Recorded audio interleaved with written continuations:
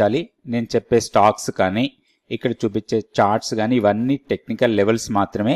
ఏ stock కూడా buy or sell recommendation అయితే కాదు. హాయ్ ఫ్రెండ్స్, నేను ఆర్పి. ఈరోజు 20th ఏప్రిల్ 2026 నిఫ్టీ 11 పాయింట్స్ పాజిటివ్లో క్లోజ్ అయింది. ఆల్మోస్ట్ ఫ్లాట్ క్లోజింగ్ అనుకోవచ్చు మనం. సో ఇంట్రాడేలో హై వాలటైల్గా ఉండింది. సో హైయర్ లెవెల్కి వెళ్ళింది, మళ్ళీ లోయర్ లెవెల్కి వచ్చింది, మళ్ళీ హైయర్ లెవెల్కి వెళ్ళింది. అండ్ క్లోజింగ్ వచ్చేసరికి ఆల్మోస్ట్ ఫ్లాట్గా క్లోజింగ్ అనుకోవచ్చు.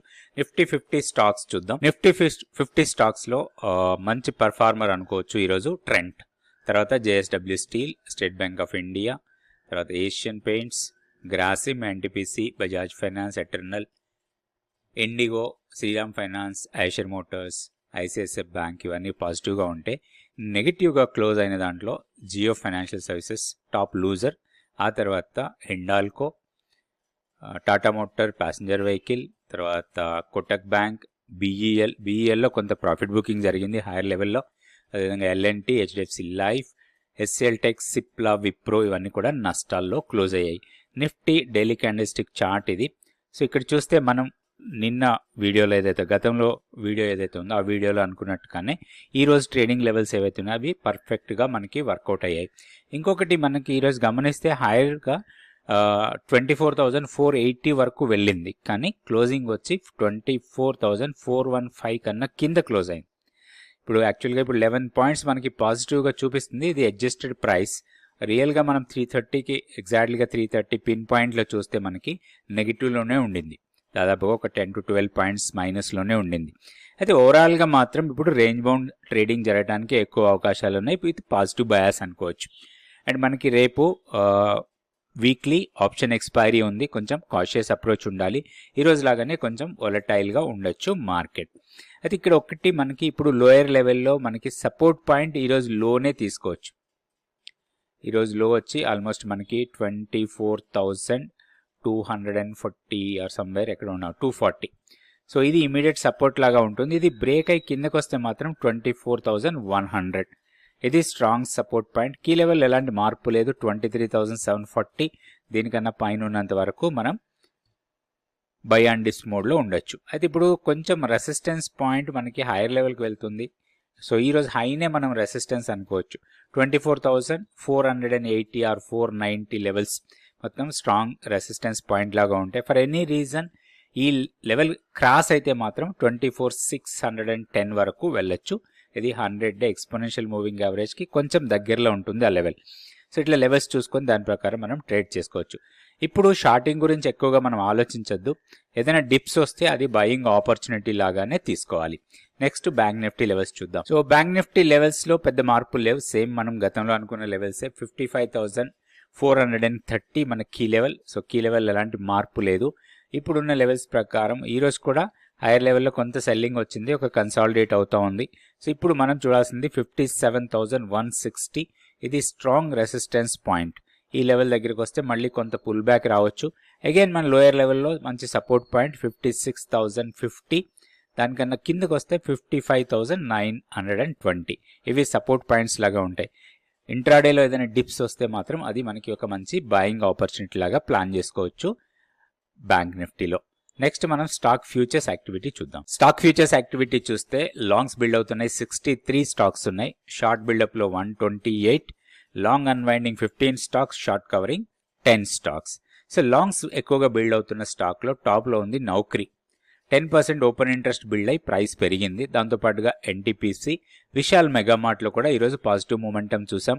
తర్వాత SBI life, Adani power, BHEL, Oracle financial services, power grid, PFC, Grasim, mankind pharma, Hindustan petrol ఇవన్నీ కూడా ఓపెన్ ఇంట్రెస్ట్ పెరుగుతూ ప్రైస్ పెరిగినాయి, లాంగ్స్ బిల్డ్ అవుతున్నాయి. అదేవిధంగా షార్ట్స్ ఎక్కువగా బిల్డ్ అవుతున్న స్టాక్స్లో చూస్తే ఆరో ఫార్మా, తర్వాత IEX, Yes Bank, SBI Card, HDFC Bank, K Fintech, Motilal Oswal financial services, Blue Star వీటన్నిటిలో కూడా ఓపెన్ ఇంట్రెస్ట్ పెరుగుతూ ప్రైస్ తగ్గిన స్టాక్స్ అవి. షార్ట్ కవరింగ్లో Polycab, Hero Motor Corp, Paytm, Siemens India, Bosch ఉన్నాయి. లాంగ్ అన్వైండింగ్లో హడ్కో, పీపీఎల్ ఫార్మా, యాంజిల్ వన్, తర్వాత ఒబెరాయ్ రియాలిటీ వీటిలో లాంగ్ అన్వైండింగ్స్ గా డేటా చూపిస్తుంది. అయితే మనం ఇప్పుడు రెండు స్టాక్స్ కి టెక్నికల్ గా లెవెల్స్ చూద్దాం. ఈ స్టాక్ వచ్చి Vishal mega mart, VMM symbol ఇది. సో ఇక్కడ చూస్తే మనకి స్టాక్ బాగా డౌన్ అయింది. దాదాపుగా 157 అక్కడి నుంచి 97 వరకు వచ్చింది. అక్కడి నుంచి మళ్ళీ రికవరీలో ఉంది ఇది. ఇప్పుడు ఈ ఫాల్ని రికవరీ చేస్తుంది. ఇప్పుడు ఒకటి చాలా ఇంపార్టెంట్ లెవెల్ కన్నా పైన క్లోజ్ అయింది. 50 DMA and 21 exponential moving average కన్నా కూడా పైన క్లోజ్ అయింది. వీక్లీ పివోట్ లెవెల్ని కూడా బ్రేక్ చేసింది. అయితే ఈరోజు హైయర్ లెవెల్ నుంచి చిన్న పుల్ బ్యాక్ ఇచ్చింది.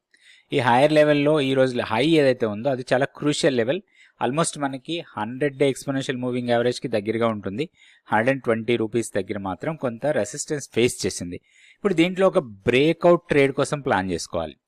ఇది జనరల్గా మనం ట్రేడింగ్ చేసేటప్పుడు లోయర్ లెవెల్లో సపోర్ట్ దగ్గర బై చేసాం కానీ లేదా హైయర్ లెవెల్లో ఒక బ్రేక్అవుట్ పాయింట్ కోసం చూస్తాం మనం.